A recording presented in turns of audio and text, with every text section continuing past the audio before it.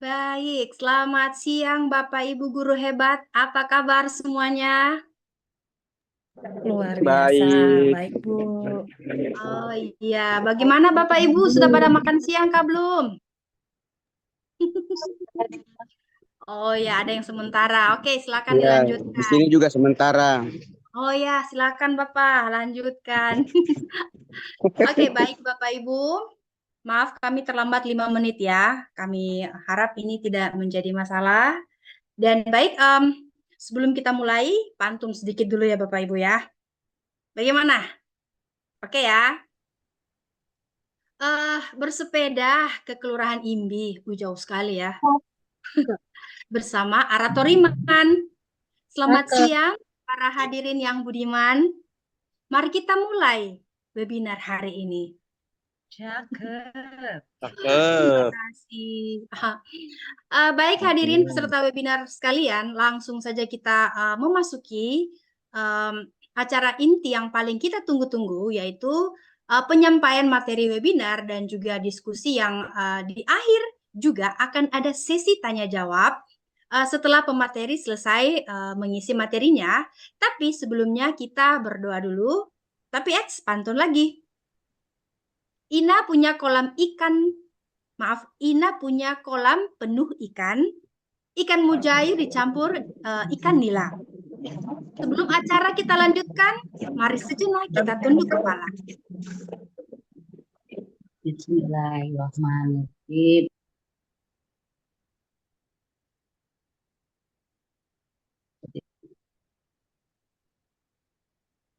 Amin. Baik, Bapak Ibu, pemateri dan narasumber kali ini adalah Ibu Anesi Hombing, STMT, dan saya sendiri, Ibu Deliana Tonapa, MPD. Ada sekitar 6 topik budaya positif yang akan kami bagikan beserta pengalaman kami, di mana topik disiplin positif dan nilai kebajikan, hukuman penghargaan, dan keyakinan kelas akan dibawakan oleh Ibu Anesi Hombing. Dan saya akan membawakan topik yang berjudul kebutuhan manusia dan dunia berkualitas, 5 posisi kontrol dan segitiga restitusi. Gitu ya. Tetapi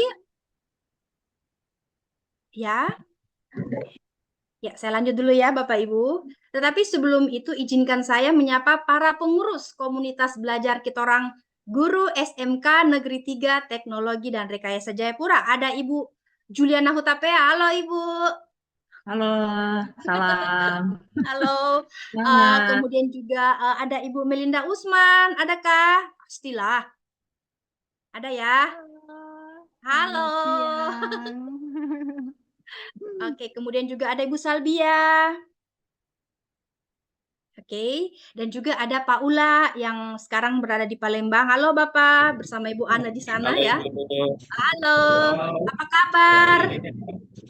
Alhamdulillah baik Ibu. Oh ya, semangat terus di sana Pak ya. Saya dari Sehat-sehat di sana. Lokasi Loma. Oh ya, Siap, semangat, siap. semangat, semangat, semangat Pak, semangat. Bersama Ibu Ana sendiri berada di sana ya. Oke, baik.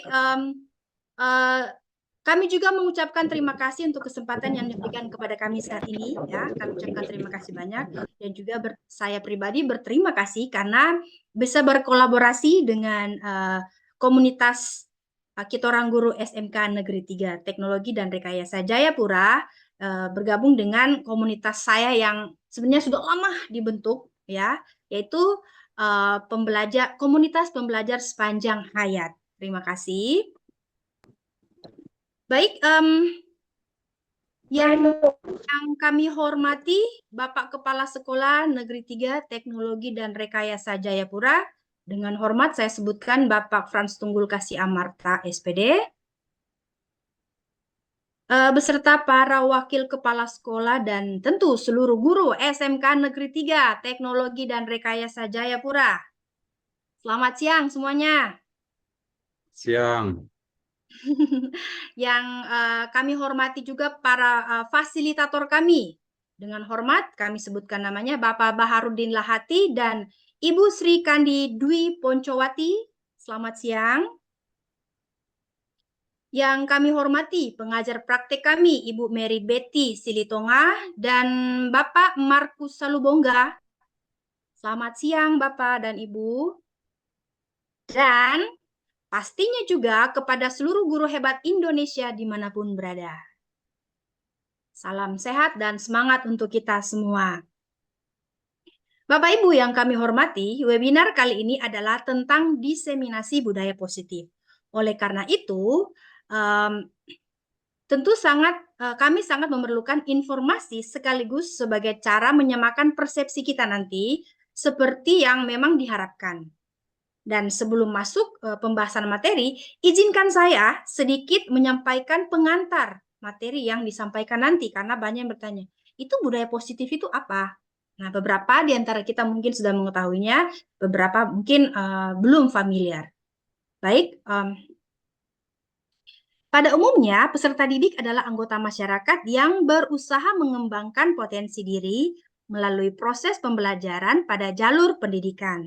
Di perjalanan, mereka kerap kehilangan arah dengan melakukan pelanggaran yang membuat tenaga pendidik, bahkan orang tua itu sendiri, perlu melakukan perubahan dalam penanganan pelanggaran mereka agar peserta didik dari gagal alias yang selalu melakukan kesalahan menjadi sukses. Maksudnya menjadi tahu apa kesalahan mereka dan apa yang akan mereka lakukan. Nah, seperti apa penanganannya? Mari kita simak penjelasannya beserta refleksi kami. Namun kami harapkan kepada seluruh peserta agar selalu memperhatikan dan mengikuti webinar ini dengan baik atau dengan sebaik mungkin. Saya sampaikan sedikit dulu beberapa ketentuan acara webinar kita. Ketika pemateri menyampaikan materi, peserta tidak diperbolehkan melakukan interupsi. Ya, sesi tanya jawab akan dilakukan atau akan dibuka setelah semua pemateri menyampaikan materi. Kecuali nanti di tengah-tengah pemateri ada soal yang diberikan dan diberikan kesempatan kepada peserta untuk menjawabnya, itu boleh, tapi interupsi itu nanti. Dan baik Bapak Ibu, selanjutnya saya persilakan kepada pemateri pertama kita, Ibu Ana Sihombing STMT. Silakan. Ya. Izin terima kasih Bu Deli, suara saya terdengar ya? Iya, terima kasih. Dari Lampung saya menyapa semua teman-teman yang ada di Jayapura dan di semua daerah ya. Dengan Pak Ula saya di sini, terima kasih buat kepercayaan yang diberikan oleh Bapak Kepala Sekolah kepada kami berdua menjadi pembimbing, dan puji Tuhan kami berada di sini untuk bersama yang sudah membawakan materi dengan sangat apik. Mantap. Ya. Baik Mantap, Bapak Ibu. Mantap ya. Ya, Makasih, saya Bu harap Ane. ya. Saya harap Bapak Ibu sudah paham bagian budaya positif, kemudian keyakinan kelas tadi yang kita sudah bahas. Nanti akan saya bawakan 3 materi yang juga berkesinambungan dari materi yang tadi. Tapi sebelum kita masuk ke situ, mari kita ice breaking dikit lah Bapak Ibu. Ini kalau kita di Jayapura sudah jam 2, kalau saudara kita di Jawa ini ya baru jam 1. Ayo kita main dulu, kita olah otak dulu. Tangan kiri like this, tangan kanan tunjuk seperti ini. Kita lakukan secara bergantian ya Bapak Ibu, ya. Lakukan.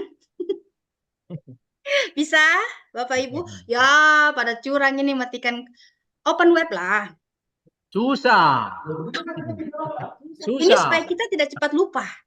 Lomba cari. Susah ini. mikir ya. Ya, kita latih. Iya. Susah. Ya, dicoba-coba terus. Ini supaya kita tidak cepat lupa juga. Ya, satu lagi ya. Tangan kiri pegang mulut dan hidung, tangan kanan pegang telinga. Ya. Oke, kita lakukan 1, 2, 3.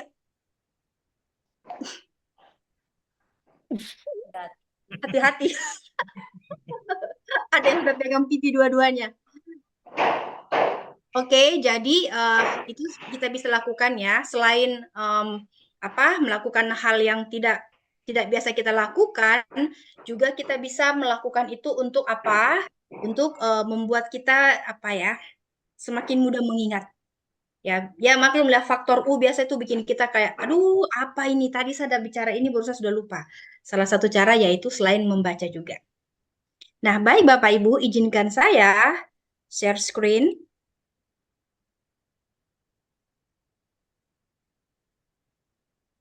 Ya, sabar.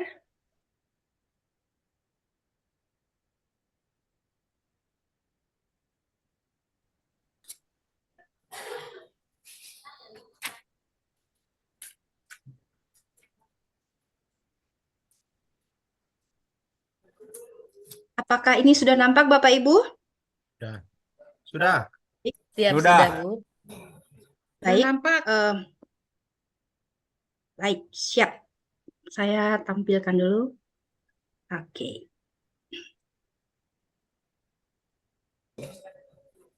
Ya, ini adalah kelanjutan dari materi yang dibawakan oleh Ibu Ana, yaitu pertama, kebutuhan dasar manusia dan dunia berkualitas. Nah, kenapa siswa itu kok melakukan pelanggaran? Kenapa? Oh, ternyata ada kebutuhan dasarnya yang tidak terpenuhi. Apa itu kebutuhan dasarnya? Nanti kita bahas. Kemudian, yang kedua adalah posisi kontrol. Kita melihat dari 5 posisi kontrol ini, kita lihat selama ini kita itu berada di posisi mana. Ya, dan yang ketiga, cara menanganinya. Ya, setelah kita tahu, oh, saya harus menjadi seorang manajer. Caranya bagaimana? Menggunakan segitiga restitusi. Caranya nanti kita bahas. Nah, yang pertama adalah filosofi Ki Hajar Dewantara. Oh, maaf. Maaf ya, Bapak Ibu. Ya. Kebutuhan dasar manusia dan dunia berkualitas.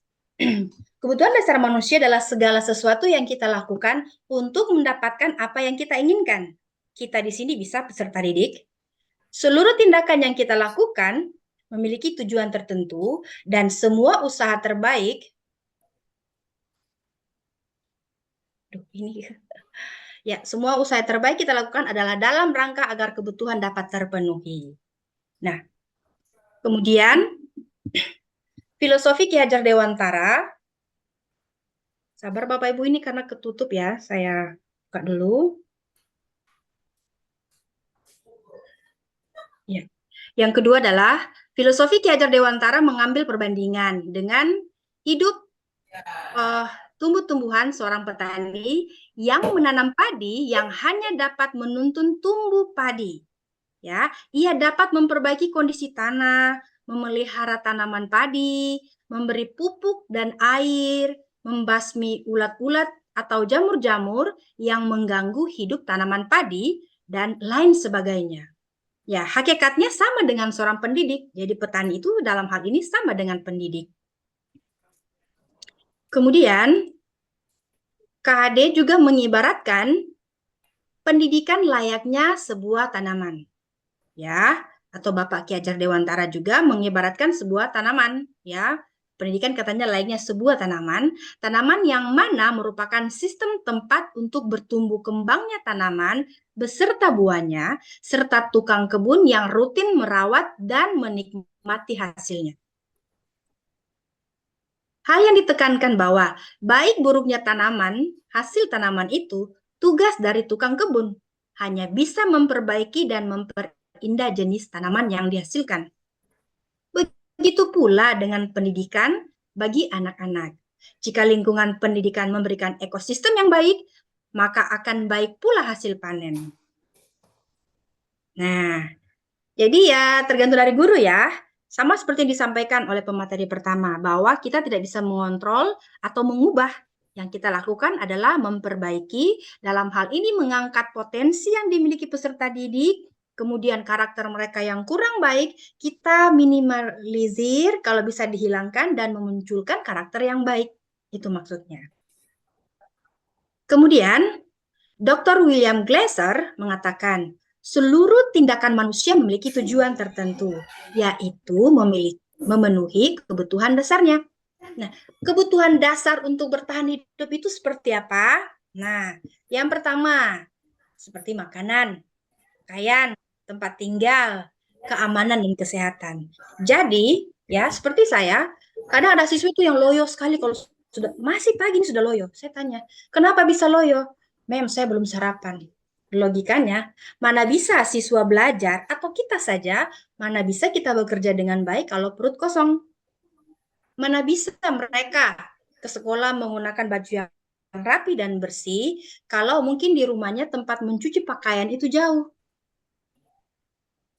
Itu ada anak wali saya juga kasihan yang mungkin beberapa guru hebat yang sedang ikut saat ini melihat anak wali saya yang kalau ke sekolah itu astaga kasihan, kayak tidak pernah dicuci bajunya. Ya karena memang tidak ada tempat mencuci di situ.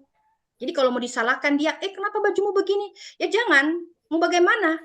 Kebutuhan dasarnya tidak terpenuhi Bapak Ibu. Gitu. Ya, berikut kebutuhan untuk merasa diterima atau love and belonging, yaitu rasa diterima, diperdulikan, berbagi, ya kerjasama, menjadi bagian dalam Martin tiap kelompok. hari terima gaji kita sebulan sekali. Ya, sip nanti ya. Ada yang sudah mulai curhat ini, ya. Ya, ya itu. Jadi kenapa ada siswa itu kok merasa tidak percaya diri, minder, padahal dia bisa. Yaitu karena kebutuhannya ada yang, kebutuhan dasarnya ada yang tidak terpenuhi. Nah, itu ya. Jadi kita biasa sudah kasar apa, padahal kita tidak tahu ada sesuatu yang kurang dari dia. Kemudian, kebutuhan akan kebebasan atau freedom, yaitu mandiri, memiliki pilihan, mencoba hal baru, mampu mengendalikan arah dirinya. Ya, jadi dia memang ada siswa yang dia tidak bisa bekerja sama. Ya, dia tidak, maksudnya dia hanya bisa bekerja sama. Dia tidak bisa bekerja secara mandiri karena itu dia merasa tidak memiliki kebebasan. Nah, ini yang biasa membuat kita kesal. Kenapa ini anak begini? Ini dia. Dan yang berikut adalah kebutuhan akan kesenangan atau fun. Nah, ini bermain, humor, antusiasme, dan tertawa. Nah, ini juga kadang kalau kita ngajar kadang kurang humor ya, tegang. Saya ingat sekali dulu tuh ada pokoknya guru mata pelajaran tertentu. Mama ya kalau dia masuk itu begini semua. Sunyi senyap, begini semua takut. Nah, itu. Jadi kita kurang mengerti karena tidak ada fun di kelas itu. Lanjut, kebutuhan akan penguasaan atau power, yaitu harga diri, keinginan untuk dianggap, memimpin, berprestasi, diakui, dan didengar. Nah, ini dia. Kenapa dia memukul temannya? Harga dirinya diinjak-injak. Pak! Selesai.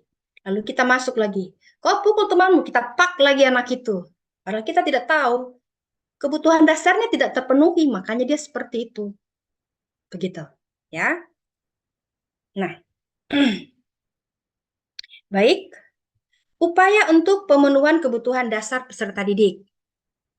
Saat peserta didik melakukan pelanggaran, saya pribadi, saya tidak serta-merta menyalahkan mereka, namun menanyakan alasannya.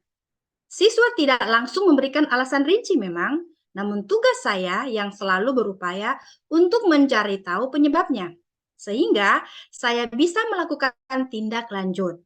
Hal ini saya lakukan kepada anak wali saya yang mana menyampaikan hal yang perlu diperhatikan oleh orang tua atau wali siswa. Tak jarang saya menghubungi mereka untuk mengatasi masalah yang dialami oleh anak wali saya. Nah, seperti ada anak wali saya waktu mereka masih di kelas 11. Ini kok kalau ke sekolah matanya merah, tapi dia tidak mabuk. Kalau mabuk itu kan muka merah dan mata merah ya. Ini dia tidak. Saya tanya, kamu kenapa ya? Kenapa begini? Dia bilang, Mem, kalau malam itu kita dengan kakak-kakak dorang di kompleks duduk-duduk minum-minum, tapi saya tidak minum. Saya cium, oh iya dia tidak minum. Terus bapak-bapak di sana, Pak RT Pak RW tidak marah? Tidak. Waduh. Nah ini nih, saya sampai mau hubungi RT RW ya untuk menertibkan anak muda yang ada dekat rumahnya ya, tetapi sudah diambil alih oleh orang tuanya. Nah itu. Jadi tidak harus saya lagi berhubungan dengan masyarakat, tetapi hanya cukup dengan orang tua yang ambil alih itu. Gitu. Well, mungkin Bapak Ibu bertanya, loh kenapa harus ke misalnya Ibu ke RT RW, ya tri pusat pendidikan tuh ada 3 kan. Satu pihak sekolah, pihak keluarga, dan pihak masyarakat. Masyarakat ya bisa RT RW, bisa kepolisian, bisa lembaga-lembaga tertentu, atau mungkin apa ya, orang yang bisa menangani tentang psikologi peserta didik kita dan sebagainya. Gitu. Ya, kita lihat dulu di 5 posisi kontrol. Nah, di 5 posisi kontrol ini nanti kita semua melihat selama ini untuk mendisiplinkan siswa kita tuh berada di mana. Nah, kita berada di mana? Tetapi perlu diketahui bahwa posisi kontrol ini dikembangkan oleh Diane Gosson berdasarkan teori dari William Glasser yang menyimpulkan 5 posisi kontrol yang ditetapkan seorang guru, orang tua, ataupun atasan. Jadi, posisi kontrol ini tidak hanya berlaku bagi guru, tapi juga orang tua, juga atasan. Begitu. Nah, mungkin ada yang bertanya begini, Ibu tahu ini dari mana? Ibu sudah lakukan ini atau tidak? Nah, ini. Coba kita ingat kembali, pada saat kita kuliah dulu, kita pernah dapat tidak mata kuliah ini? Ingat saja nama Dr. William Glasser dengan Diane Gosson. Pernah dengar kan? Jadi sebenarnya ini bukan materi baru, ini sudah lama. Tetapi di kurikulum Merdeka ini dipertajam kembali. Begitu. Ya, kita lanjut dulu. Tujuan dari 5 posisi kontrol ini tujuannya hanya satu, yaitu agar kita dapat mengevaluasi cara kita membimbing siswa dalam sikap disiplin. Dengan begitu, kita akan tahu letak posisi kontrol kita dan dampaknya bagi peserta didik dan bagi guru itu sendiri. Yang pertama adalah penghukum. Yaitu biasa kita suruh siswa itu apa? Push up. Saya mengaku, dulu saya begitu. Kedua, hormat pada bendera selama 30 menit. Usir siswa, dan lain-lain. Penghukum itu yang mana? Guru percaya bahwa cara dia itu terbaik. Jadi dengan cara dia menghukum siswa, dia merasa itu yang benar. Siswa itu akan sadar nanti. Yang kedua, guru menggunakan hukuman fisik maupun verbal. Kalau bukan tak, kata-kata mutiara yang keluar. Nah, itu namanya guru memposisikan dirinya sebagai penghukum. Kemudian yang kedua adalah pembuat rasa bersalah. Nah, tadi ini sudah disinggung oleh Bu Ana sedikit, ya. Biasanya kalimatnya kayak gini. Berapa kali ibu harus memberitahu kamu kalau kamu itu terlambat terus mengganggu ibu pada saat ibu mengajar? Atau kamu selalu saja mengecewakan ibu. Aduh, ibu merasa tidak nyaman. Kolesterolnya ibu jadi tambah naik ini. Ya. Atau kamu membuat ibu dimarah pimpinan sehingga ibu merasa malu. Kamu terkasihan kah? Ibu tua begini baru. Nah, ini pembuat rasa bersalah. Nah, pembuat rasa bersalah itu seperti apa Bapak Ibu? Guru membuat intonasi rendah atau lembut yang membuat rasa tidak nyaman. Siswa merasa, aduh kasihan ibu ini. Yang kedua, guru menggunakan kalimat yang membuat peserta didik bersalah atau kasihan pada gurunya. Nah, ini dia. Ya, ini pembuat rasa bersalah. Berikut posisi kontrol yang ketiga adalah teman. Ayo dong ikuti aturan sekolah ya. Atau tolong bantu ibu ya, sekali saja. Atau tolong bantu ibu ya, kalau tidak nanti ibu dimarah. Ya, bantu ya. Atau lain kali jangan berbuat seperti ini lagi ya. Nah, ini posisi kita sebagai memposisikan diri kita sebagai teman. Ya. Oke. Nah, ini seperti apa? Yaitu guru menggunakan kalimat persuasif atau bujukan untuk mengontrol murid. Ingat, mengontrol murid. Sudah dijelaskan di topik sebelumnya, tidak ada yang bisa mengontrol siapapun. Saya tambahkan, tidak ada yang bisa mengubah siapapun. Karakter itu sudah bawaan, tidak bisa dirubah. Yang berikut adalah pemantau. Nah, biasanya kalimatnya seperti ini. Kamu sudah melanggar peraturan sekolah loh. Selalu begitu. Atau kamu tahu konsekuensinya? Atau setelah upacara kamu beli atributnya di koperasi ya? Beli di sana ya? Atau jangan ulangi lagi, atau kamu akan mendapatkan nilai merah. Jangan ulangi lagi, atau tidak, kamu akan masuk ruang BK Dapamara gitu. Nah, ini pemantau. Tepatnya seperti apakah guru pemantau itu? Guru selalu mengawasi murid dan bertindak sesuai dengan peraturan sekolah. Yang kedua, selalu mengingatkan konsekuensi saat terjadi pelanggaran. Nah, ini yang terakhir. Apakah kamu tahu kesalahan kamu? Kira-kira bagaimana kamu memperbaiki kesalahan kamu?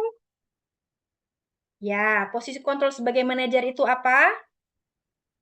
Ya, saya bacakan. Guru mendukung peserta didik untuk menemukan solusi atas permasalahannya. Guru mempersilahkan mereka untuk mempertanggungjawabkan perilakunya. Guru mendukung murid untuk merdeka, mandiri, dan bertanggung jawab. Jadi intinya pada saat siswa melakukan kesalahan, bukan dicari-cari tuh kesalahannya, tapi solusinya apa ini? Nah, saya ingat waktu itu ada mengantar seseorang ya, dibawa di salah satu, pokoknya saya juga di kantor polisi. Di sana itu tidak ditanya, salah kamu kenapa kamu begini, itu tidak ada. Dia cuma dengar sedikit lalu dia tanya kepada si pelaku, kira-kira apa yang akan kamu lakukan untuk menangani ini? Saya langsung berpikir gini, apakah kalau di kepolisian itu untuk menangani pelaku sudah menggunakan segitiga restitusi? Kok kami di dunia pendidikan ini segitiga restitusi baru tahun 2021 ya? Kok mereka seperti ini? Berarti ini sudah dilakukan oleh banyak pihak, Bapak Ibu. Ya, jadi kalau kita menangani peserta didik kita yang bersalah terus kita tekan terus itu, wah, lain ceritanya. Tapi nanti ya akan berkesinambungan bagian ini. Nah, bisa langsung saja ya. Posisi kontrol apakah aku? Saya sangat kecewa dengan kamu. Ini masuk di mana, Bapak Ibu? Ya. Di mana ini? Apakah tadi dia sebagai teman, ataukah sebagai manajer, pemantau, penghukum, atau pembuat rasa bersalah? Atau kalau ada guru ya yang melihat peserta didiknya salah, terus dia bilang, saya sangat kecewa dengan kamu. Berarti ini masuk pada pembuat rasa bersalah. Gitu. Jadi guru tersebut belum memunculkan motivasi intrinsik dari dalam diri peserta didik. Tapi dia hanya membuat siswa itu merasa bersalah. Ya. Kemudian, apa rencana kamu untuk menyelesaikan masalah ini? Ini posisi kontrol apa, Bapak Ibu? Apakah manajer, penghukum, atau teman? Coba, antara tiga itu. Manajer. Perfect. Ya, ini sebagai manajer. Ya. Oke, mantap Bapak. Dengan Bapak siapa tadi? Pak Made. Oh, Pak Made. Oke, andalan. Di sini tidak muncul Bapak ya, karena saya ada share slide. Kemudian, ayolah lakukanlah demi Ibu ya. Ini sebagai apa? Bersalah. Ya. Rasa bersalah. Oke, benar. Ada lagi? Teman. Iya, teman. Sekali lagi, kalau teman itu dia tidak memunculkan dari dalam, besok-besok tidak dengan dia lagi, dia bikin lagi. Karena tidak dimunculkan dari dalam. Gitu.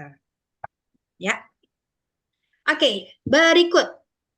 Kamu tidak akan mendapat nilai bagus ya jika tidak mengerjakan tugas. Hukum. Iya, benar sekali. Konsekuensi hukuman. Penghukum.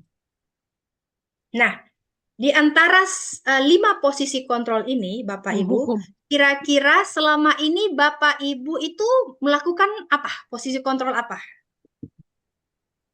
Kalau saya ngaku nanti ya di slide berikutnya ya. Kadang-kadang sebagai teman, kadang-kadang sebagai penghukum. Yes. Semua deh, Bu. Semuanya andalan. Oke. Jadi kadang-kadang sebagai teman, penghukum, Iya. dan Kadang-kadang sebagai teman, ya. Baik, Ibu Neng sudah. Berikut Pak Salam. Apa? Tadi kayaknya ada yang bicara. Ya, oke. Jadi katanya, ya oke. Jadi katanya kadang jadi teman, kadang jadi penghukum, dan seterusnya. Nah, sebelum mengetahui kurikulum Merdeka, tepatnya pelatihan mandiri di PMM, saya kerap menjadi penghukum dan pemantau, di mana saya meminta peserta didik yang terlambat untuk push up. Bahkan pernah juga saya usir karena selalu mengulangi kesalahannya. Begitu. Nah, mungkin Bapak Ibu bertanya, lah kenapa ada ini? Nah, itulah tugas kita supaya kita ke depan nanti menjadi seorang manajer bagi peserta didik, di mana kita meninggalkan hal-hal yang baik, meninggalkan di otak mereka kesan yang baik, sehingga pada saat mereka berada di luar atau lulus nanti, mereka menghadapi masalah juga, mereka juga bisa menggunakan cara manajer itu, begitu, bukan lagi penghukum. Nah, kita lihat kenapa siswa kita banyak yang kalau ada sesuatu yang mengecewakan mereka, mereka bereaksi dengan cara memukul atau mengeluarkan kata-kata yang tidak baik. Itu kenapa? Ya, karena sebelumnya itu sudah dirasakan atau dilihat oleh mereka, makanya sekarang mereka demikian. Nah, karena itu terus berkembang, hadirlah kurikulum Merdeka agar kita melakukan minimal posisi kontrol manajer ini memberikan bekas di otak mereka secara rasional, sehingga mereka lulus nanti mengatasi masalah mereka menggunakan cara manajer ini. Makanya dikatakan lulusan generasi emas, itu yang diharapkan suatu saat nanti. Itu maksudnya. Ya, yang berikut adalah segitiga restitusi. Nah, ini dia yang dilakukan oleh manajer. Restitusi dikembangkan oleh Diane Gosson yang berlandaskan teori dari Dr. William Glasser. Nah, apa sih segitiga restitusi itu? Suatu proses dialog yang dijalankan oleh guru atau orang tua agar dapat menghasilkan peserta didik yang mandiri dan bertanggung jawab. Nah, tadi ini sudah disinggung oleh pemateri sebelumnya sebenarnya ya. Nah, landasan dari filosofi restitusi itu apa? Ya, landasannya yang pertama adalah kesalahan adalah hal normal karena manusia juga berbuat salah setiap hari. Gitu. Kemudian maaf. Ya. Oh. Ini kok jauh sekali ya? Sabar ya Bapak Ibu. Nah, yang kedua, setiap manusia tahu jika dia itu berbuat salah. Itu sudah pasti. Ketiga, semakin disalahkan dan dikritik serta didik yang bersalah itu membuat dia merasa tidak nyaman, ya, tidak percaya diri dan tidak berfokus pada kesalahannya. Keempat, proses restitusi menguatkan setiap individu karena diri sendirilah yang menyelesaikan dan memperbaiki kesalahannya. Kita guru hanya menuntun, bukan kita yang perbaiki, tapi dianya. Yang kelima, proses restitusi membuka banyak kesempatan bagi setiap peserta didik untuk meraih sukses. Pertamanya, merasa dihargai dan lebih terbuka untuk percaya diri dan juga terhadap orang lain. Begitu. Yang keenam, individu yang tumbuh dalam proses restitusi menjadi lebih mengenal bahwa kesalahan adalah hal biasa, sehingga dia pun akan melakukan proses restitusi pada orang di sekitarnya. Jadi pada saat ada orang yang bersalah kepada dia, ya mungkin dia dipukul karena apa, ya dia sudah tahu cara menanganinya, tidak harus balik pukul lagi.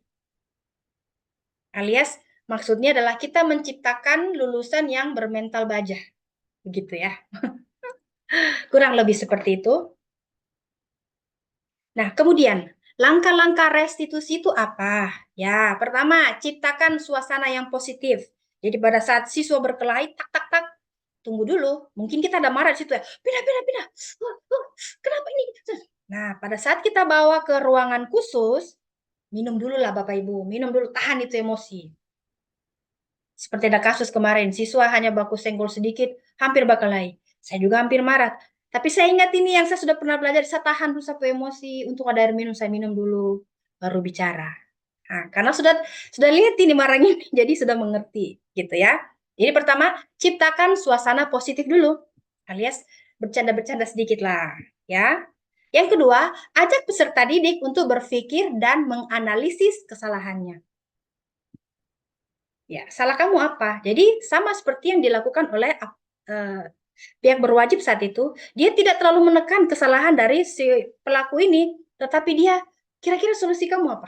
Itu terus solusi terus, gitu. Kemudian yang ketiga, beri ruang pada peserta didik untuk memikirkan solusi terbaik.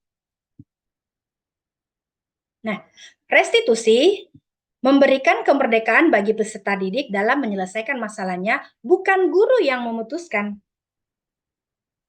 Pertanyaannya, jika ini berhasil, apa yang akan terjadi pada peserta didik? Ada yang bisa bantu jawab ini? Misalnya nih, ada peserta didik nih bersalah. Ya, dia sudah akui kesalahannya dan sebagainya. Nah, berhasil saat itu. Kira-kira apa yang terjadi pada peserta didik? Apakah dia merasa tertekan? Tidak, Atau merasa dilindungi? Atau dibantu? dia merasa dibantu. Iya, itu dia yang kita cari. Karena pada dasarnya semua orang kan melakukan kesalahan. Apalagi siswa, di umur-umur mereka itu memang mereka menemukan jati diri. Jadi buat kesalahan bagi mereka, ya, itu akan sering terjadi. Kalau bukan apa ya, kalau tidak nakal bukan siswa namanya. Untuk itulah kita guru selalu dikasih pelatihan untuk bisa menangani ini, begitu. Nah, proses restitusi itu ada 3, ya. Pertama, menstabilkan identitas. Misalnya, ada yang baru bertengkar atau berkelahi, terus kita panggil. Nah, berdasarkan pada prinsip bahwa membuat kesalahan adalah bagian dari proses pembelajaran. Kedua, berperan menggeser identitas murid dari identitas gagal ke identitas sukses. Ketiga, jangan mengkritik mereka yang sedang mengalami identitas gagal. Saya ulangi di sini, sebenarnya pemateri sudah jelaskan tadi. Identitas gagal di sini adalah siswa yang melakukan kesalahan. Jangan dikritik. Sudah pasti dia salah. Kenapa dikritik-kritik terus, diangkat terus? Ya, dia semakin terpojok dan semakin melawan dan bisa-bisa balik kuk. Nah, ajukan pertanyaan. Membuat kesalahan adalah sesuatu yang wajar. Manusia tidak ada yang sempurna. Kita bisa perbaiki masalah ini. Saya tidak menanyakan kesalahannya ya, tapi fokus perbaiki masalah ini. Ibu tidak mencari siapa yang salah, ibu ingin mencari solusi. Ini dia untuk menstabilkan identitas. Nah, kalau sudah selesai di situ, kita lihat dulu manfaatnya ya. Maaf. Lewat tahapan sisi 1 restitusi ini, yaitu untuk menormalkan kesalahan dan kegagalan. Kita tidak membiarkan peserta didik merasa sedih, ya, emosional berlarut-larut, yang membuat mereka tidak bisa mengakses bagian otak untuk berpikir rasional. Hal ini malah akan membantu mereka menjadi lebih tenang, kembali ke suasana hati, di mana penyelesaian masalah bisa dilakukan, dan dengan begitu mereka akan terlibat aktif memperbaiki diri mereka. Begitu.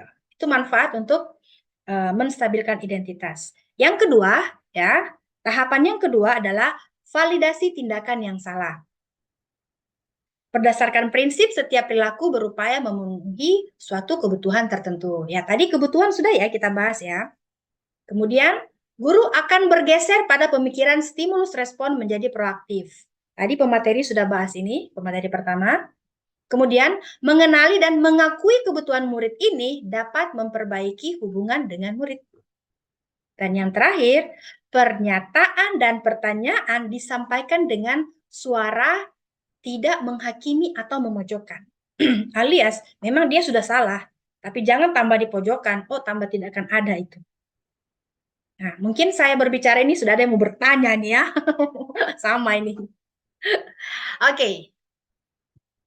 Pertanyaan kayak gini ya. Pada saat kita duduk, ya, tahap pertama sudah selesai, ini tahap kedua nih. Ya. Kamu bisa saja bertindak lebih gegabah loh dari ini, tapi kamu tidak melakukannya. Kamu hebat. Ya, misalnya tadi dia dipukul. Dia bisa saja lawan pukul, tapi dia tidak lakukan. Nah, kita katakan gini. Bisa saja kamu bertindak lebih gegabah, tapi kamu tidak lakukan itu. Mantap. Lanjut kalimat selanjutnya ya. Atau bisa kita katakan, kamu bukan melakukannya tanpa suatu alasan tertentu kan? Pasti ada penyebabnya kan? Lagi. Kamu melakukannya karena mempertahankan sesuatu yang penting bagimu. Apa itu? Mungkin harga diri kah dan sebagainya. Kemudian, mungkin kamu bisa mempelajari suatu perilaku baru yang lebih efektif. Bersediakah kamu mempelajarinya? Nah, itu dia. Manfaat dari segitiga restitusi bagian kedua ini adalah untuk mencari pilihan yang lebih baik untuk memenuhi kebutuhannya tanpa melanggar kebutuhan orang lain. Mengelola peserta didik memang bukan hal yang mudah. Mari kita sama-sama memberikan pandangan yang baru bagi mereka tentang disiplin yang tidak lagi menggunakan kekerasan atau peraturan yang menyiksa, namun tentang bagaimana memenuhi kebutuhan mereka. Kebutuhan tadi kita sudah bahas ya. Kenapa siswa begini? Oh, ternyata. Kenapa siswa dia? Maaf. Palak temannya. Oh, ternyata perutnya lapar. Oh, ternyata sudah terbiasa karena tidak dididik. Kasihan orang tuanya sibuk dan sebagainya.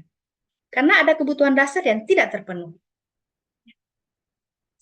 Berikut. Tahap ketiga adalah menanyakan keyakinan. Nah, teori kontrol menyatakan bahwa pada dasarnya kita termotivasi secara intrinsik dari dalam. Saat perilaku telah divalidasi dan identitas sukses telah stabil, ya, maka murid telah siap mengaitkan keyakinannya dengan tindakannya yang salah. Begitu. Ya, ajukan pertanyaan. Sebagai keluarga atau kelas, apa yang kita yakini? Contoh, ada siswa yang terlambat nih. Terlambat dan sudah berkali-kali. Terlambatnya 30 menit lagi. Tanyakan. Apa yang telah kita yakini? Oh, hadir tepat waktu, menghargai, dan sebagainya. Atau nilai apa yang telah kita sepakati? Seperti apa gambaran sebuah kelas yang ideal bagi kamu? Nah, anggaplah kamu punya perusahaan, terus karyawan kamu selalu terlambat. Kira-kira itu ideal kan tidak bagi perusahaan kamu? Ajak mereka mikir. Kemudian, kamu ingin menjadi orang yang seperti apa, kah? Kok di semester ini kamu hobinya terlambat? Nah, kalau bicara begitu juga sebenarnya tidak benar ya. Tapi saya biasa lakukan itu. Ih, kamu kok hobinya terlambat? Itu juga sebenarnya tidak boleh. Gitu. Ya maklumlah, saya juga kan pembelajar sepanjang hayat yang terus berusaha memperbaiki diri saya. Wajar kalau saya melakukan kesalahan. Dan gitu pun Bapak Ibu. Tapi kalau salah ya harus terus diperbaiki. Nah, manfaatnya apa untuk segitiga restitusi bagian terakhir ini, yaitu menuntun peserta didik memasuki kesadaran moralnya. Oleh karena itu, menjadi krusial bagi kita untuk berbicara dengan mereka menggunakan nada yang tenang, bukan dengan nada yang kasar atau menantang. Begitu. Nah, hal-hal yang perlu diperhatikan dalam menerapkan segitiga restitusi ini. Jika kita memiliki hubungan yang erat bagi peserta didik yang bisa langsung menggunakan sisi 3 dari segitiga restitusi dengan langsung menanyakan nilai apa yang dia percaya. Jadi tidak harus dari pertama, tidak harus kedua. Kenapa? Karena kita sudah tahu dia, kita sudah mengenal dia. Berarti langsung gunakan yang ketiga. Kemudian, sisi pertama segitiga restitusi dapat digunakan bagi siswa yang rentan terpuruk dalam perasaan bersalah untuk membantu mereka memahami bahwa kesalahan itu normal. Yang pertama tadi apa? Identitas ya. Kemudian, sisi kedua segitiga restitusi atau validasi kesalahan, ya, bisa digunakan untuk perilaku agresif, di mana kita perlu memahami kebutuhan dan alasan dibalik perilaku peserta didik kita. Begitu. Jadi setiap ada peserta didik kita yang melakukan kesalahan tidak harus dari awal. Identitas, validasi, tidak tergantung. Kalau kita sudah kenal dia langsung tahap 3 juga boleh. Begitu, Bapak Ibu. Nah, di sini tugas kita sebagai guru tidak hanya saja mengajar, tapi membimbing, tapi juga memahami dan mendengarkan peserta didik. Tugas kita memang banyak karena kita ini bekerja dengan manusia, bukan dengan benda. Alias manusia, calon manusia hebat di masa mendatang yang terus berkembang. Gitu.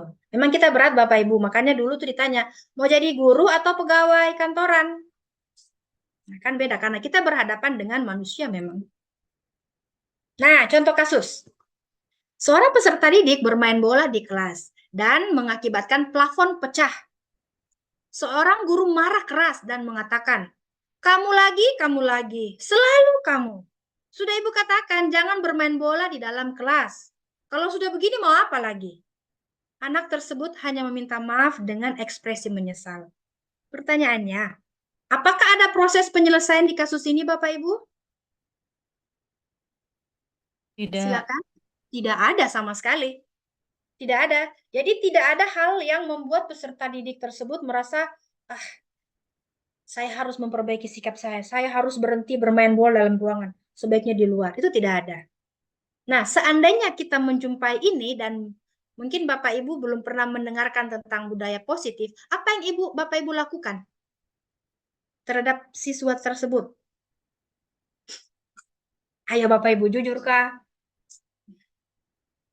Penghukum lagi kah? Diteriakin, berhenti tidak? Oh, pemantau ya. Ini dia. Ya wajar, karena kita semua ini kan belajar ya. Jadi otomatis mau langsung, misalnya gini, kita dulu tuh karakternya gini ya, menghukum siswa, teman, dan sebagainya. Dengan adanya kurikulum merdeka, di mana kita harus memprioritaskan peserta didik, kita harus berubah pelan-pelan. Pasti pelan-pelan, salah kembali lagi, terus. Kalau misalnya langsung seperti ini, itu perlu dipertanyakan. Ada karakter apa Bu guru ini? Ada yang salah dengan guru ini? Kok langsung tiba-tiba begini? Gitu kan? Wajar, Bapak Ibu, karena kita adalah pembelajar sepanjang hayat. Wajar kalau kita banyak salah-salahnya. Yang salah kalau terus-terus begitu ya. Oke, nah ini juga ya, contoh penyelesaian menggunakan langkah restitusi, ya, yang sebagai manajer tadi ya. Jadi kalau sudah menjalankan segitiga restitusi, berarti kita sudah berperan sebagai manajer, gitu ya. Kenapa kamu main bola di dalam kelas? Ibu mengerti kamu bosan, tetapi plafon jadi bocor. Kira-kira apa yang bisa kamu lakukan untuk memperbaiki ini semua? Coba kamu pikirkan solusinya. Ibu kasih kamu waktu untuk memikirkannya ya, dan setelah itu ceritakan apa rencana kamu untuk menyelesaikan masalah ini. Nah, dikasih lagi solusinya. Mungkin dia katakan, aduh, saya tidak ada uang. Saya mau bicara sama sapu rentu, tapi saya takut. Teng, orang guru masuk atau wali kelas yang masuk. Nanti ibu yang bicara dengan wali kelas, dengan orang tuamu, gitu. Atau guru BK yang masuk. Nah, itu. Jadi dia diajak untuk mencari solusinya. Bukan lagi dia tidak melakukannya karena dia takut dihukum, takut diusir, bukan itu lagi. Nah, setelah saya melakukan ini adalah respon dari peserta didik saya, dalam hal ini anak wali saya, ya. Nah, ini adalah segitiga restitusi yang saya lakukan, ya. Ya dia melakukan pelanggaran. Ini yang mengajar anak wali saya pasti kenal ini ya. Tidak perlu saya sebutkan namanya. Ya, merasa selama ini dia salah karena tidak disiplin bangun lebih awal setiap pagi dan akan berupaya melawan rasa malasnya. Berupaya berarti sudah muncul dari dalam. Mungkin Bapak Ibu bertanya, apakah langsung dia berubah? Oh tidak. Efeknya itu Bapak Ibu tidak akan langsung terjadi. Mana ada orang langsung berubah saat itu. Mungkin efeknya akan dia lakukan, dia rasakan pada saat dia lulus dari sekolah. Tidak jadi masalah. Jadi pada saat mereka masih di sekolah, kita dapat yang pahit-pahitnya, lulusnya nanti mungkin dosen atau tempat kerjanya dapat yang bagus-bagusnya dari siswa kita. Ya enggak apa-apa. Kita dapat pahit-pahitnya dari siswa, enggak apa-apa. Memang tugas kita kan. Memang tugas kita itu. Nah, kedua, ini anak wali saya juga yang kemarin saya, karena ini sudah lama sebenarnya, tapi karena baru ada waktu, baru saya laksanakan kemarin di perpustakaan. Ya.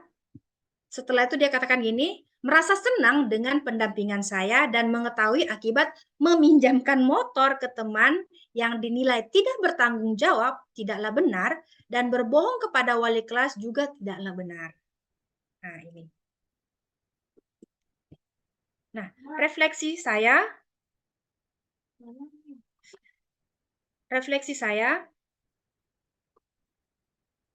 berdasarkan penanganan anak wali saya yang melanggar keyakinan kelas tentang ketidakdisiplinan dan ketidakjujuran, membuat saya semakin tertantang untuk terus mengasah diri saya dalam menanamkan budaya positif yang minimal saya tanamkan di kelas. Saya sadar bahwa sejak 1,5 tahun saya mengetahui tentang budaya positif dan mengimplementasikannya, masih banyak yang harus saya pelajari, khususnya dalam mengatur emosi dan cara saya menangani siswa yang mayoritas berasal dari keluarga yang sudah terbiasa dengan gaya berbicara tidak lembut. Saya juga harus berupaya untuk tidak meninggalkan bekas luka di hati siswa saat saya menangani kekeliruan yang mereka lakukan. Dengan melihat kebutuhan dasar mereka dan memposisikan diri saya sebagai manajer dalam menangani siswa yang melakukan kekeliruan, tak lupa juga saya akan terus berupaya dengan cara saya dalam menggunakan segitiga restitusi dengan segala pertimbangan berdasarkan masalah yang terjadi. Rencana perbaikan saya yaitu terus berkoordinasi dengan kepala bengkel dan guru BK. Tapi yang paling sering saya lakukan ke kepala bengkel, Pak Lahuseni.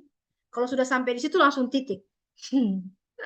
Kemudian melibatkan keluarga, orang tua atau wali siswa, dan saya bersyukur 80%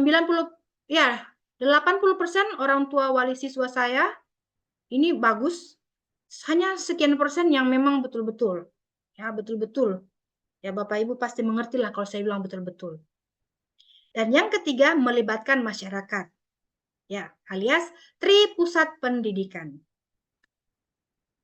Thank you. Iya, demikian Bapak Ibu pemaparan materi dari kami berdua. Bagaimana Ibu Ana, kita buka sesi tanya jawab ya? Iya, boleh Bu, silakan. Iya. Bapak Ibu yang kami hormati, kami persilakan untuk bertanya. Silakan Bapak Ibu. Ini saya sudah tahu nih, pasti pada bertanya ini. Bapak Ibu bertanya, tidak selamanya kami akan menjawab. Kami juga akan menyerahkan kepada peserta pengalaman mereka dalam menangani peserta didik mereka. Jadi silakan Bapak Ibu untuk bertanya atau memberikan masukan dan sebagainya.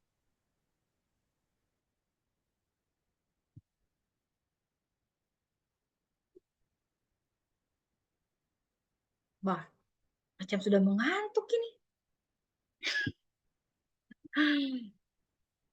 Silakan Bapak Ibu.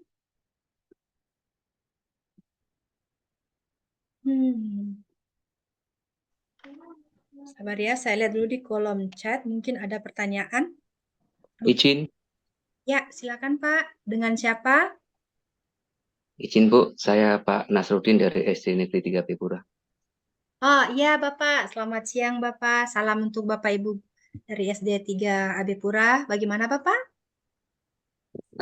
Izin Bu, terkait dengan restitusi, yang saya tanyakan, apakah semua masalah siswa di sekolah bisa kita menggunakan untuk menyelesaikan masalah siswa ya di sekolah itu, apakah selalu bisa menggunakan metode restitusi? Iya, baik, karena segitiga restitusi saya dulu jawab ya Bu Ana ya, boleh ya? Oke. Silakan Bu. Begini Bapak Ibu, ada masalah yang bisa diselesaikan menggunakan segitiga restitusi saat itu juga, ada yang tidak. Misalnya, peserta didik ini mungkin kejar-kejaran sehingga banyak yang terluka, atau mungkin kekerasan, atau mungkin sudah membakar dan sebagainya. Saat itu tuh mungkin tidak bisa Bapak. Itu sudah harus melibatkan pihak berwajib untuk membantu kita. Alias kalau dalam Tri Pusat Pendidikan itu kita melibatkan masyarakat, dalam hal ini aparat. Nanti bagian terakhir setelah aparat menanganinya, pihak keluarga menanganinya, kita bagian terakhir di belakang menanyakan. Apalagi kalau kita sudah mengenal peserta didik yang melakukan pelanggaran itu, berarti kita langsung menggunakan segitiga restitusi bagian ketiga saja. Keyakinan apa yang telah disepakati? Kok bisa begini ya? Nah, begitu Bapak. Demikian Mungkin mungkin Bu, ada tambahan. satu lagi Bu. Hmm? Tadi Ibu mengatakan bahwa guru adalah ada 5 posisi kontrol guru ya untuk siswa. Yang saya tanyakan sebenarnya yang mengontrol itu berarti siswa ini bisa kita kontrol Bu ya? Nah, terima kasih Bapak. Tadi sudah disampaikan oleh pemateri pertama juga saya bahwa kita ini tidak bisa mengontrol, bahkan saya tambahkan tidak bisa mengubah siapapun. Maksudnya di sini adalah posisi kontrol kita memposisikan diri kita saat menangani peserta didik itu apa? Apakah kita sebagai penghukum, pembuat rasa bersalah dan teman dan sebagainya. Itu bukan berarti kita bisa mengontrol Bapak. Gitu. Berarti yang dimaksud dengan 5 posisi kontrol itu bukan guru yang mengontrol, tapi artinya adalah di mana guru itu bisa mempengaruhi motivasi intrinsik siswa, sehingga siswa bisa mengontrol dirinya begitu Bu, bisa menumbuhkan kontrol diri. Nah, untuk bukan berarti 5 posisi kontrol itu bukan berarti guru yang mengontrol. Artinya guru mempengaruhi melalui 5 cara begitu ya Bapak ya Ibu ya. Yang pertama melalui penghukum. Terus yang terakhir sebagai manajer. Mungkin kalau yang guru itu yang harus dilakukan adalah dan cara yang baik adalah manajer. Dan penghukum adalah solusi terakhir. Dan kalau bisa mungkin guru tidak melakukan dengan cara penghukum. Mungkin begitu Bu ya. Iya, kalau bisa kita ini meninggalkan jejak sekarang ya kepada siswa untuk tidak melakukan posisi kontrol sebagai penghukum, supaya pada saat mereka di luar sana nanti, mereka juga tidak melakukan cara yang sama. Begitu. Jadi yang selama ini kita penghukum itu kita tinggalkan. Itu kurikulum lama lah, walaupun dulu memang tidak pernah ada di kurikulum. Sekarang ke depannya kalau boleh sebagai manajer. Izin Bu, mungkin kenapa kita tidak boleh melakukan penghukum? Karena di sisi lain bukan hanya siswa nanti juga melakukan hal yang sama begitu. Mungkin di sisi lain juga kalau kita melakukan sebagai guru kita melakukan penghukum, posisi kontrol penghukum itu akan menjadikan trauma ya bagi siswa atau bahkan pendendam. Itu yang sangat berbahaya. Itu yang makanya guru dihindari menggunakan cara penghukum. Mungkin itu Bu. Kemudian untuk ini Bu, yang murid melanggar karena murid melanggar tadi, kalau saya tangkap tadi adalah ketika siswa ada yang melanggar, berarti siswa itu ada kebutuhan dasar yang mereka belum terpenuhi gitu. Nah, kita sebagai guru mungkin harus tahu kebutuhan dasar yang mana yang belum terpenuhi. Contohnya misalnya ketika ada siswa yang datang ke sekolah, terus dia mengambil bekalnya teman yang lain. Berarti ada kebutuhan dasar peserta didik yang tidak terpenuhi, yaitu bertahan hidup, sehingga siswa itu sehingga siswa itu melakukan pelanggaran. Nah, kita sebagai guru seharusnya harus tahu berarti ada bagian kebutuhan dasar yang belum terpenuhi. Melalui apa? Bisa melalui restitusi mungkin begitu Bu ya. Oke, nah ini dia. Nah, misalnya tadi dia tidak terpenuhi karena mungkin dia lapar. Well, restitusi juga saat itu juga agak berat ya. Memang kita lakukan itu, tapi pada saat kita lakukan itu bukan berarti guru langsung menyiapkan makanan untuk siswa setiap pagi atau sekolah mungkin menyiapkan untuk sarapan. Ya. Mungkin Bu, kalau kita sudah tahu misalnya si siswa itu melanggar karena ada kebutuhan dasar yang tidak terpenuhi seperti tadi yang bekal tadi, bukan berarti kita menyiapkan bekal mungkin ya. Salah satu solusinya adalah kita kenapa kok dia nggak bawa bekal. Berarti kita harus panggil orang tuanya, Bu. Bukan kita yang menyiapkan Iya, mungkin itu. Itu salah satu solusinya. itu dia. Sehingga kalau kebutuhan dasar tersebut sudah terpenuhi, otomatis siswa tidak akan melakukan hal yang sama begitu. Iya, itu dia. Begini Bapak, kita tadi sudah sampaikan Sri Pusat Pendidikan. Jadi kita bisa berkolaborasi dengan orang tua bahkan masyarakat. Nah, anggaplah anak ini dia misalnya ya, anak ini tidak mempunyai keluarga karena dia merantau terus dia hanya mungkin numpang di kayak anak wali saya dia numpang di kantor apa begitu. Ya, datang ke samping rumah itu tolong perhatikan anak ini karena ini. Nah, peran saya sebagai wali kelas apa? Mungkin kasih beras jatahnya kah? Atau peran guru lain apa? Oh, disuruh kerja di rumahnya biar nanti dia dapat uang untuk beli makan begitu. Bahkan anak wali saya yang ini pernah dibawa sama kepala bengkel saya, kalau tidak salah Pak Lausen itu ke Koya untuk kerja-kerja apa di sana, terus nanti dikasih uang makan. Jadi begitu Bapak, bukan berarti kita kasih juga uang tuk. Nah itu sudah melatih salah, tapi memberikan sesuatu alias take and give gitu Bapak.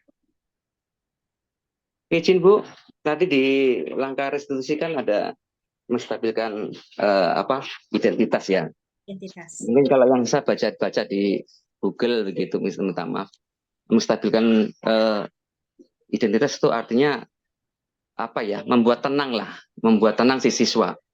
Begitu, bukan guru yang marah-marah. Artinya guru nggak boleh marah. Tapi kan pada posisi itu siswa itu kan lagi melakukan kesalahan dan lagi emosi. Nah, di sini mungkin di posisi menstabilkan identitas adalah guru berperan untuk menenangkan diri siswa dulu. Begitu. Setelah siswa tenang, hatinya nyaman, barulah kita menentukan menvalidasi mana yang salah begitu Bu mungkin. Ya, betul sekali. Alias kasih humor-humor lah, bikin ketawa dulu lah. Nah, makanya sebelum itu dilakukan, kita ini minum dulu lah.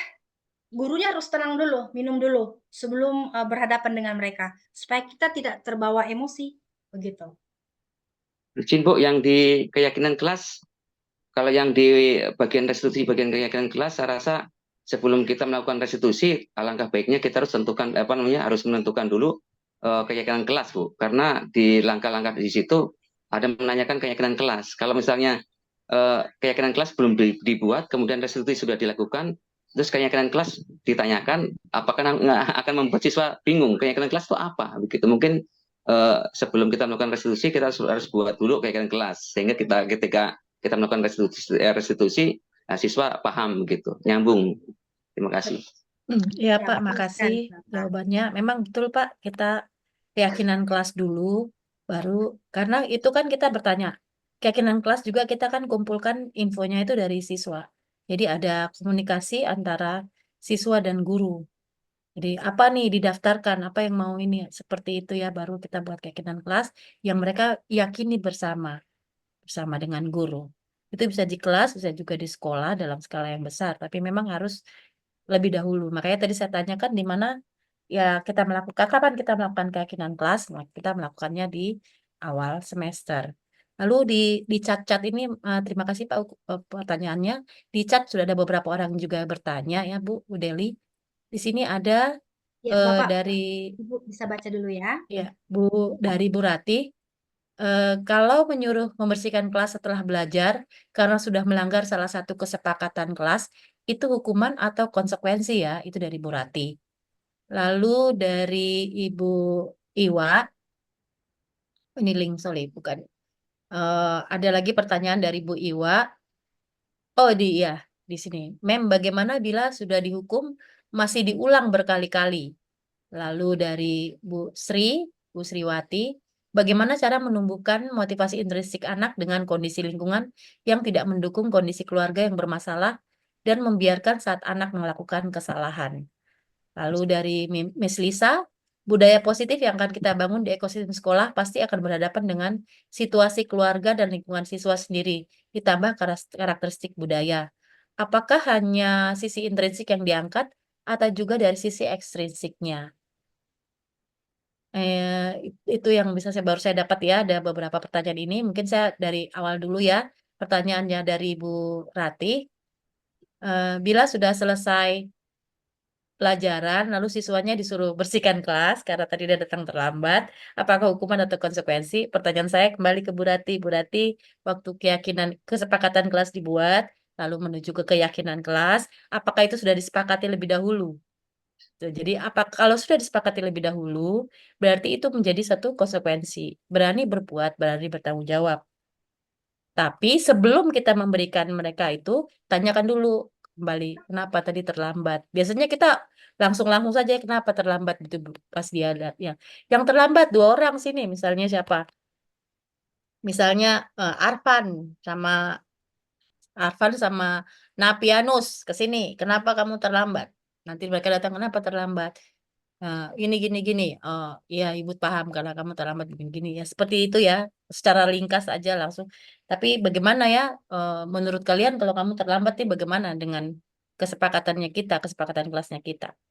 Kalau aduh Bu Guru kalau terlambat katanya suruh sapu. Ya, jadi bagaimana? Saya mau menyapu guru ya, sudah silakan sapu. Gitu. Jadi berani berbuat, bertanggung jawab. Walaupun ada restitusi, tapi tadi saya katakan bahwa tetap ada konsekuensi yang harus ditanggung. Demikian juga dalam kehidupan masyarakat. Kalau pertanyaannya Bu Iwa tadi, kalau sudah tapi diulang-ulang terus bagaimana? Ya, tetap Bu. Yang diulang-ulang nih apa aja? Restitusinya atau apanya nih Bu Iwa? Bu Iwa, Memang mana? itulah tugas kita. Iya. Kalau Ulang terus. iya. Jadi Mungkin jadi kalau misalnya dia diulang-ulang terus ya kan, restitusi itu dilakukan setelah kita melakukan pertanyaan-pertanyaan seperti tadi, jadi sudah beberapa kali ditegur tapi dia tidak ada perubahan ya silakan kita lakukan restitusi, tapi masih diulang lagi ya berarti kita harus melibatkan BK juga ya, kita mencari kebutuhannya dia apa. Kadang-kadang mungkin sebagai wali kelas kita sulit menemukan, membaca ini sebenarnya gimana secara psikologisnya nih. Ya, kita kerjasama dengan BK karena BK mereka ada juga cara coachingnya bagaimana ya. Jadi kita bekerja sama dengan BK supaya BK melakukan coaching seperti itu. Tapi kita tetap menuntun. Siap. Ya, Tugas ya Bu kita. Delia. Ya, memang efeknya itu tidak akan langsung terlihat saat itu ya. Kita sadar bahwa tidak akan ada langsung berubah saat itu. Apalagi kita bicara siswa ya. Saat itu tidak akan mungkin apa yang kita lakukan saat ini akan terlihat suatu saat pada saat mereka lulus sekolah. Begitu. Dan itu tugas kita memang meninggalkan bekas yang baik di otak mereka sehingga nanti mereka lulus, mereka juga melakukan hal yang sama kepada orang lain, yaitu pada saat mereka menangani masalah mereka. Begitu. Ya. Ya. Pertanyaan berikutnya ada ini, Bu Ana, Iya, dari Pak Frans. ada dari Bu Sri, Bu, bagaimana cara menumbuhkan motivasi intrinsik anak dengan kondisi lingkungan yang tidak mendukung, kondisi keluarga yang bermasalah dan membiarkan saat anak melakukan kesalahan. Lalu ada lagi dari Bu Lisa itu, budaya positif yang akan kita bangun di ekosistem sekolah pasti akan berhadapan dengan situasi keluarga dan lingkungan siswa. Jadi ini sama ya, hampir sama ya. Apakah hanya sisi intrinsik yang diangkat atau juga dari sisi ekstrinsiknya? Lalu dari Pak Frans ini ada tadi ya, guru tidak konsisten dengan jam mengajarnya, sehingga membuat suasana kelas tidak kondusif. Siswa bisa membuat hukuman untuk guru yang bersangkutan. Nah, ini mari kita bahas satu persatu, Bu Deli. Ya, baik. Kita mulai dari Bu Sri ya. Iya. Bagaimana cara menumbuhkan motivasi intrinsik? Nah, itu tadi kita sebenarnya sudah jelaskan ya. Dengan cara, ya itu kalau dia melakukan pelanggaran, saya tidak mengatakan itu kesalahan, pelanggaran karena memang peserta didik ya sudah akan melakukan kesalahannya. Maksudnya adalah pada saat mereka melakukan pelanggaran, kekeliruan, minta mereka untuk mencari tahu solusinya nih apa kira-kira? Apa solusinya? Jangan kita yang menentukan solusinya, tapi biarkan mereka. Nah, dari situ mereka akan belajar. Oh, ternyata solusinya seperti ini. Oh, solusinya ternyata berat ya. Lain kali kalau saya bikin ini, saya mampukah tidak? Nah, jadi secara tidak langsung itu muncul dari dalam karena kita membiarkan mereka untuk menemukan solusinya. Begitu. Izin Bu Deli, ini mungkin dari Bu Sri konteksnya ini kondisi lingkungan yang tidak mendukung, ada keluarga yang bermasalah, dan kalau anak itu buat salah, keluarganya ya biarin aja, bahkan cenderung membela mungkin ya, karena ini masalah kita ya. Heeh. Oh, berarti tidak ada, maaf saya baca dulu, dari kondisi karena keluarga ya tidak mendukung begitu ya. Iya. Nah, itu dia harus ada pemanggilan. Nah, yang kalau dari pihak sekolah kita sudah ada dari wali kelas ke kepala bengkel, kemudian guru BK pemanggilan. Kalau tidak ada berarti biasanya kita lakukan adalah kunjungan. Begitu. Kunjungan ke Kunjungan. Itu rumah dari siswa. ya, itu dari pihak sekolah kami. Jadi harus ada kunjungan. Nah, kalau memang sangat fatal, misalnya kita ketahui bahwa, oh ternyata anak ini tinggal sendiri, orang tuanya sudah tahu kemana. Itu ada kasus di anak wali saya, Bu. Orang tuanya sudah pisah, kasihan, mamanya sudah menikah lagi, dan dia fokus mengurus anaknya dari pihak suaminya, papanya sudah pergi dan menikah, dia sendiri. Jadi pada saat dilakukan pemanggilan, tidak ada yang datang. Dan akhirnya apa? Anak itu tidak, ya kasihan, sudah tidak begitu. Dan ya itu terjadi. Nah, kita terus berupaya, jangan berhenti, terus berupaya. Sehingga ya seperti ini, akhirnya orang tuanya datang. Pada saat anaknya sudah seperti itu baru datang. Saya sebenarnya marah sama orang tuanya. Saya marah besar. Karena gara-gara dia membuat saya sebagai wali kelas tidak berhasil. Yang menentukan keberhasilan saya pada saat anak wali saya itu berapa yang masuk, sekian juga yang lulus. Itu. Dan pada saat anak wali saya itu seperti itu, saya marah sama mamanya. Dia yang membuat saya tidak berhasil. Ya, memang sih mungkin ya saran saya mungkin memang, dan saya sudah pernah sampaikan ini kepada teman saya, memang harus ada mungkin pelatihan ya atau pendidikan khusus kepada para orang tua untuk ya kasarnya tidak hanya melahirkan tapi mendidik anak, menuntun anak juga. Ya, karena ya memang sudah ada 3 pusat pendidikan kan? Sekolah, pihak keluarga dan orang tua. Memang harus ada supaya mereka paham. Jangan hanya berpikir, oh ini tugasnya guru ini. Enggak. Begitu. Tapi kita belum tahu ini caranya kemana. Disampaikan, aspirasi kita ini disampaikan kemana. Supaya jangan ada webinar untuk guru saja, tapi juga pada orang tua. Ya, ya demikian. Ya. Kemudian, ya Ibu Ana masih ada yang ditambahkan? Tidak, langsung ke Miss Lisa saja ya, karena kayaknya di chat banyak pertanyaan. Ya. Apa hanya sisi intrinsik atau diangkat juga dari sisi ekstrinsiknya? Miss Lisa, mungkin saya bisa memberikan jawaban bahwa yang dimaksud dengan sisi intrinsik dan ekstrinsik itu adalah motivasi. Jadi motivasi siswa yang kita bangkitkan dari dalam dirinya sendiri. Itu yang kita sebut dengan motivasi intrinsik. Itu ya, Miss Lisa ya. Kalau budaya positif itu kita mengarahkannya ke nilai-nilai kebajikan universal. Dan kalau dinamakan dengan nilai-nilai kebajikan universal itu pastinya berlaku di semua masyarakat. Jadi semua suku, semua agama, semua itu pasti dia berlaku dan itu diakui sebagai satu nilai-nilai. Yang kalau di kita karena dalam kurikulum Merdeka ini kita nilai kebajikan yang dipegang adalah nilai dari profil pelajar Pancasila, yaitu yang nilai kebajikannya. Di situ ada kebinekaan global. Kebinekaan global itulah untuk yang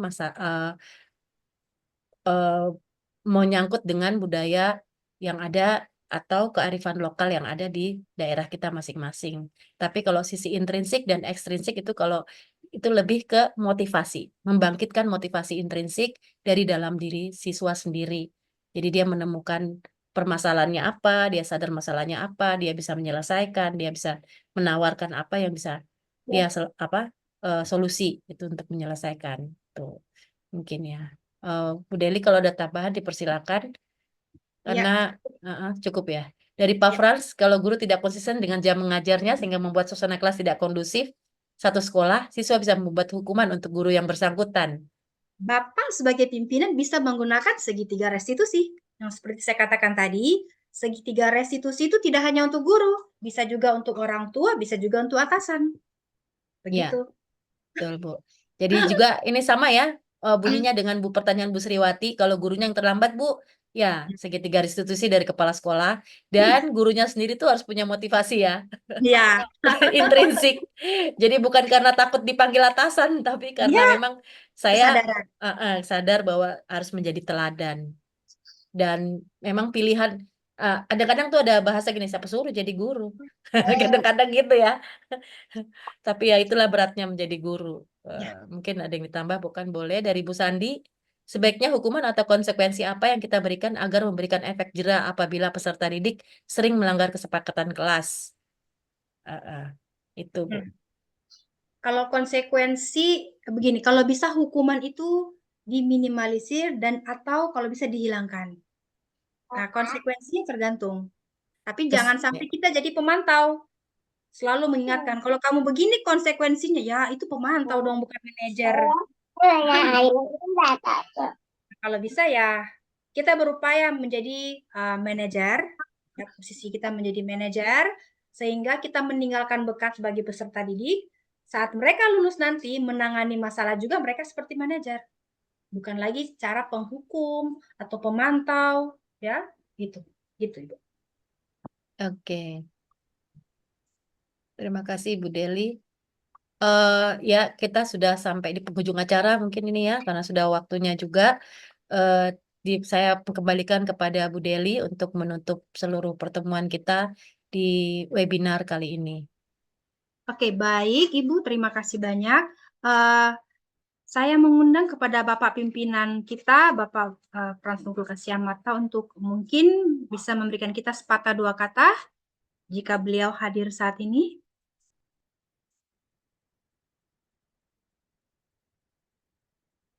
Ya, kalau tidak ada mungkin kepada Ya. Ketua Oh, ada. Ada. Ya. Baik Ibu, saya mengikuti dari awal sampai dengan saat ini. Terima kasih kepada komunitas praktisi SMK Negeri 3 yang sudah melaksanakan kegiatan webinar hari ini. Dan menurut saya materi yang kita bahas hari ini sangat luar biasa untuk membuka wawasan kita juga sebagai guru, sebagai abdi negara, kita dapat melaksanakan tugas pokok kita, yaitu mengajar, mendidik, melatih, dan membentuk para peserta didik menjadi orang-orang yang punya prestasi dan berkarakter. Sehingga perubahan yang kita harapkan dari siswa itu harusnya berawal dari diri kita sebagai guru. Makanya tadi saya chat di situ, guru yang tidak melaksanakan tugas tanggung jawabnya dengan baik itu dia akan merusak ekosistem sekolah. Ini sudah jelas. Contohnya di sekolah yang sudah kita jelas-jelas kita perhatikan. Berbagai upaya kita lakukan, ya berbagai upaya ini. Dan perjuangan teman-teman itu luar biasa. Tapi ada 1, 2, 3 orang yang tidak memenuhi tugas tanggung jawabnya secara konsisten, mengakibatkan ekosistem di sekolah itu tidak kondusif. Dan ini berpengaruh terhadap peserta didik. Peserta didik merasa bahwa biasa-biasa saja, biasa begini, biasa begitu. Akhirnya mereka mengambil kesimpulan sendiri. Akhirnya perjuangan yang kita harapkan bersama akan membentuk sesuatu yang baik terhadap anak-anak tidak bisa tercapai maksimal. Nah, kita perlu membangun kebersamaan kita, kekompakan kita dalam bekerja, karena Tuhan sudah mempercayakan kita dengan tugas tanggung jawab kita sebagai guru. Guru itu digugu dan ditiru. Ya, kalau ada pepatah dalam bahasa Indonesia, kalau guru kencing berdiri, maka murid akan menirukan dengan berlari. Atau terbalik ya, guru kencing berdiri, maka siswa akan... Betul. Nah, begitu ya Bu ya, berlari. Nah itu. Jadi selama ini siswa itu mengikuti siapa? Meniru gurunya. Kalau gurunya malas, siswanya akan malas. Tapi kalau gurunya rajin, gurunya tertib, gurunya disiplin, berdedikasi tinggi, etos kerjanya tinggi, maka siswanya juga akan terbentuk seperti itu. Nah, semoga dengan kegiatan webinar kita hari ini membangkitkan kesadaran bagi kita semua sebagai tenaga pendidik untuk dapat melaksanakan tugas pokok kita dengan sebaik-baiknya. Karena Tuhan sudah mempercayakan dan memberkati kita dengan gaji, tunjangan TPP, kemudian tunjangan sertifikasi, dan lain-lain.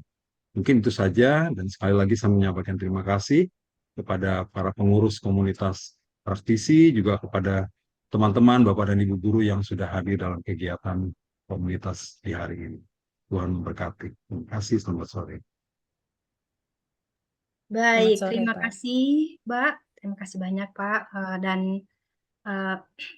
Ibu Ana, apa ada kesimpulan atau langsung saja kita tutup? Izin ya, saya mau mengingatkan buat kita semua sesuai dengan apa yang dikatakan oleh Bapak Kepala Sekolah tadi, bahwa tidak bisa hanya satu orang saja yang melaksanakan. Dari awal saya sudah ini ya buat teman-teman semua mohon bisa semuanya berkolaborasi untuk dapat mencapai apa yang kita cita-citakan sebagai budaya positif di sekolah. Itu Bu, terima kasih. Baik. Ya, Foto bersama dulu demikianlah ya, izin. kegiatan kita hari ini. Foto Tapi bersama Izin Bu. Bu Deli, Oh foto ya, bersama dulu. boleh. Ya, mari semuanya open webnya Kak. Ya, Oke, chatnya dihentikan dulu ya. Kita foto ya. 1, 2, 3. Kameranya dibuka dong yang di belakang-belakang. 1, 2, 3. Next slide. 1, 2, 3. Slide berikutnya. 1, 2, 3. Slide selanjutnya. 1, 2, 3. Wih, ada 6 slide ya. 1, 2, 3 yang terakhir. Terima kasih banyak semuanya. baik. Terima kasih Kasih. banyak Ibu Ketua. Terima kasih, Bu. Baik. Satu pantun dulu kah? Masih boleh kan? Jalan. Wah, Ini masih pantun. akhirnya susah nih bagaimana? Jalan-jalan. Oh, jalan-jalan. Jalan-jalan aja. Jalan ke Lampung. Jalan. Ah, ya. Ini kode keras bagi yang Jangan dulu. Selamat sore, Bu. boleh. Ada yang absen susah. Jalan-jalan kemana? Jalan-jalan ke Lampung. Jangan lupa bawa Jangan lupa oleh-oleh. pakai pelampung. Mantap. Sambil menyelam minum air. Jalan-jalan sepanjang jalan.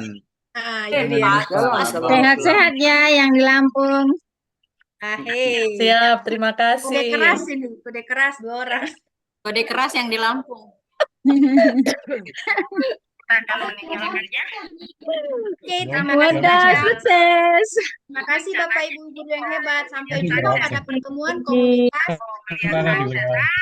SMK Negeri 3 Terima kasih, Bu. Terima kasih. Selamat sore. Dadah. Terima kasih, Bu.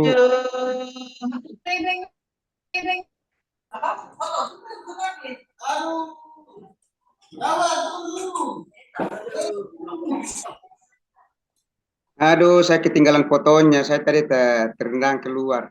Salah pencet. lagi, ini kita Minta ketinggalan maaf. ini. Salah pencet tadi. Alasan saja nih Aman, koneksi aman. ini. Terlalu banyak tidur kah? Bapak tinggal terus, Pak Nelson. Tidak, karena saya dari HP pindah ke laptop. Jangan Soalnya tidur tadi saya masuk terus. dari HP nggak bisa Jangan sampai absen. istri juga ditinggal. Jangan bantal. Saya duluan tadi dari Pak Agus loh. Saya dan Pak Ibu Delian tadi kita 16 orang. Jadi saya penduluan coba. Bapak Ibu silakan pegangan, admin mau tutup, silakan Pak Wawan.